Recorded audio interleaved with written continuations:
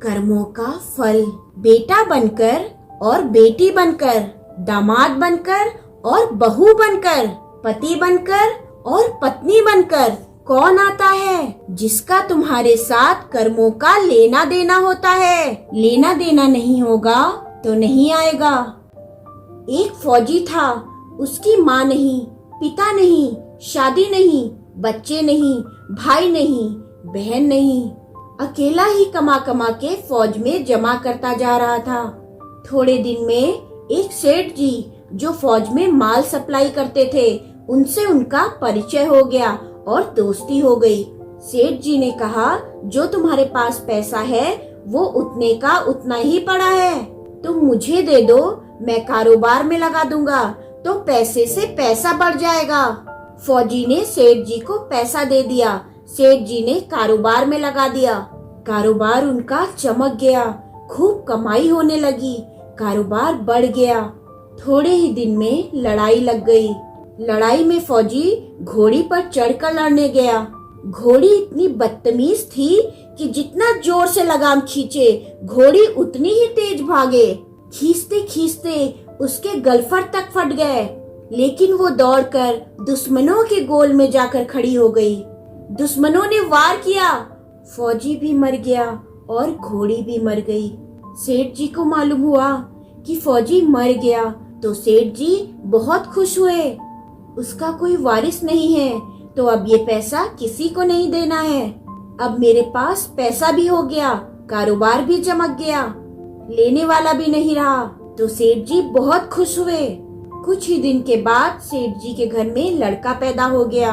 अब सेठ जी और खुश कि भगवान की बड़ी दया है। खूब पैसा भी हो गया, कारोबार भी हो गया, लड़का भी हो गया, लेने वाला भी मर गया। सेठ जी बहुत खुश।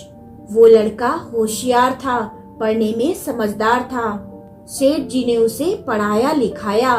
जब वह पढ़ लिख कर बड़ा हो गया तो सेठ जी ने सोचा कि अब ये कारोबार संभाल लेगा, चलो अब इसकी शादी कर देते हैं। शादी करते ही घर में आ गई बहुरानी। अब सेठ जी ने सोचा, चलो बच्चे की शादी हो गई, अब ये कारोबार संभाल लेगा।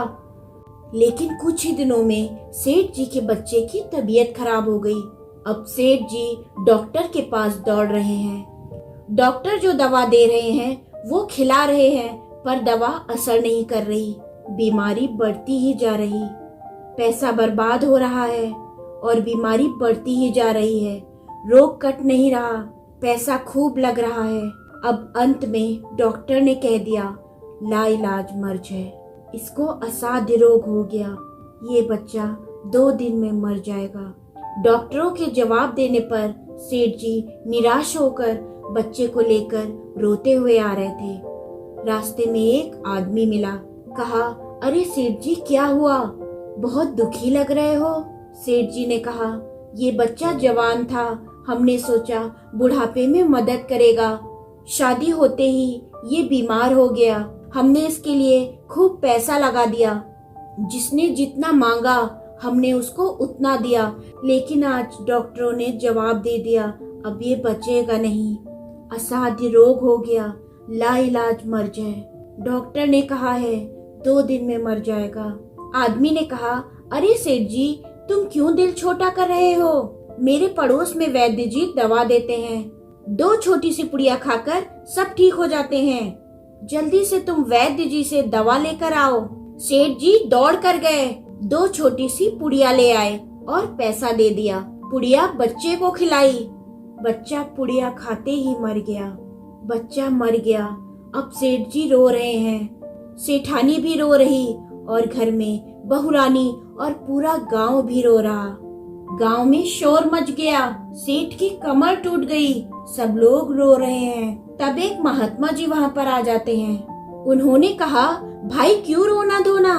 लोग बोले, इस सेठ का एक ही जवान लड़का था, वो भी मर गया, इसलिए सब लोग रो रहे हैं, सब दुखी हो रहे हैं। महात्मा बोले, सेठ जी रोना क्यों। सेठ जी बोले, महाराज जिसका जवान बेटा मर जाए वो रोएगा नहीं तो क्या करेगा। महात्मा बोले, अच्छा उस दिन तो आप बहुत खुश थे। सेठ जी ने कहा, किस दिन। महात्मा ने कहा, फौजी ने जिस दिन पैसा दिया था। सेठ ने कहा, हाँ, कारोबार के लिए पैसा मिला था तो खुशी तो रहेगी ही। महात्मा बोले, और उस दिन तो आपकी खुशी का ठिकाना ही नहीं था। सेठ, किस दिन? महात्मा, अरे जिस दिन फौजी मर गया। आपने सोचा अब तो पैसा भी नहीं देना पड़ेगा, माल बहुत हो गया, कारोबार खूब चमक गया। सेठ कहता है, हाँ महाराज, खुश तो था। महात्मा बोले, और उस दिन तो आपकी खुशी का ठिकाना ही नहीं था, पता नहीं कितनी मिठाइयाँ बट गई। सेठ ने कहा, किस दिन? महात्मा, अरे जिस दिन लड़का पैदा हुआ था। सेठ ने कहा, महाराज लड़का पैदा होता है तो सब खुश होते हैं, मैं भी हो गया तो उसमें क्या बात। महात्मा, उस दिन तो खुशी से आपके पैर जमीन पर नहीं पड़ रहे थे। सेठ, किस दिन? महात्मा, अरे जिस दिन आपका बेटा शादी करने जा रहा था। सेठ बोलते हैं, महाराज जब बेटे की शादी होती है तो हर आदमी खुश होता है, मैं भी खुश हो गया। महात्मा, तो जब इतनी बार खुश हो गए तो जरा सी बात के लिए रो क्यों रहे हो? सेठ ने कहा, महाराज ये जरा सी बात है, जवान बेटा मर गया, ये जरा सी बात है। महात्मा बोले, अरे सेठ जी, वही फौजी पैसा लेने के लिए बेटा बनकर आ गया। पढ़ने में, लिखने में, खाने में, पहनने में, शौक में, श्रृंगार में जितना लगाना था लगाया, शादी ब्याह में सब लग गया और ब्याज दर ब्याज लगाकर डॉक्टरों को दिलवा दिया। अब जब 2 आने पैसे बच गए तो वो भी वैद्य जी को दिलवा दिए और पुड़िया खाकर चल दिया। अब कर्मों का लेना देना पूरा हुआ। सेठ जी ने कहा, हमारे साथ तो कर्मों का लेना देना था, चलो हमारे साथ तो जो हुआ सो हुआ, लेकिन ये जवान बहुरानी घर में रो रही है। जवानी में उसको धोखा देकर विधवा बनाकर चला गया, उसका क्या जुर्म था कि उसके साथ ऐसा गुनाह किया? महात्मा बोले, यह वही घोड़ी है जिसने जवानी में फौजी को धोखा दिया था। अब इसने भी जवानी में इसे धोखा दे दिया, अब इसे सारी जिंदगी विधवा बनकर बितानी पड़ेगी। दोस्तों, हमें हमारे कर्मों का फल किसी न किसी रूप में अवश्य भोगना पड़ता है, इसलिए हमेशा अच्छे कर्म करिए और सदा खुश रहिए।